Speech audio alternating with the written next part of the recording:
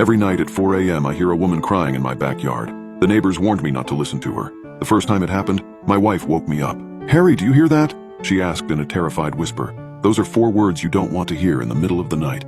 At first I tried to convince myself that there wasn't anything to worry about. I knew the siblings next door liked to make love from time to time, and I figured it was just one of them making all that noise. However, that quickly changed, and images of a home invasion raced through my mind. Shots fired, our children and my pregnant wife dead in their beds. But when I strained to listen, all I heard was the sound of someone crying. Man or woman, child or adult, I couldn't be sure. Only one thing I knew, it was coming from right under our window. "Is there someone out there?" Emily called from the bed.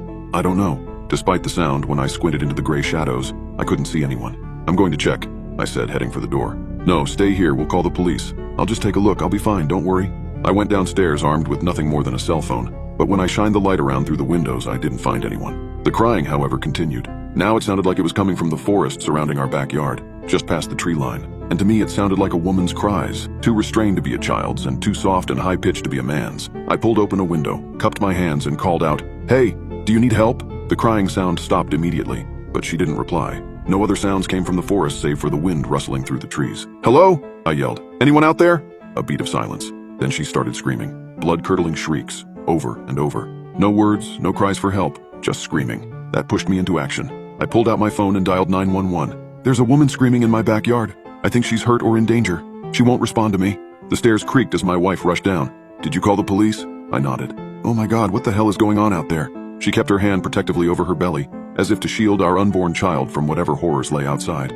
My hand reached for the glass door. What if someone is killing her?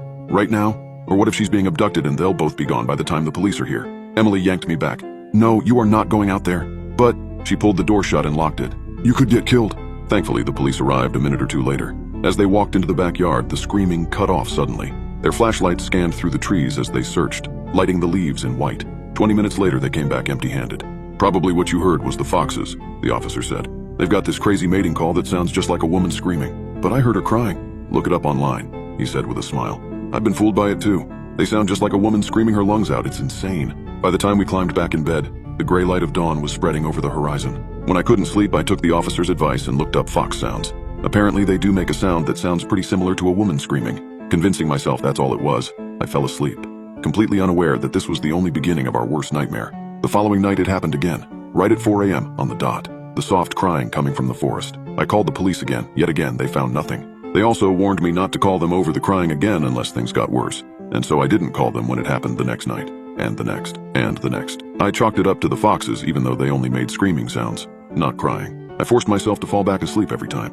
We invested in a heavy-duty white noise machine. Bought fans too for good measure. Turned everything up to full blast and, for about a week, we all slept like babies. Thankfully, the kids' rooms didn't face the backyard so they never heard a thing. Then the night of August 24th happened. The night started out well. Emily and I got the kids to sleep early and we cuddled in bed for a long time. Longer than we had in weeks. "Our little Ellie," I said, skimming my hand across her belly. Despite her being 5 months pregnant, there was barely a bump there. "Are you sure you're eating enough?" "I'm fine," she replied, pulling my hand into hers and giving it a squeeze.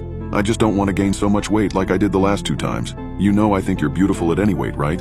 I asked. "You don't need to do this for me." "I'm not." She smiled and closed her eyes. "I love you, Harry. I love you too." We fell asleep in each other's arms, only to be woken a few hours later by the crying. It was louder, much louder, so loud I could hear it over the white noise. As I tossed and turned my way out of a deep sleep and pulled myself out of bed, I realized why. It wasn't coming from the window. It was coming from our closet. I immediately shut off the white noise and got out of bed.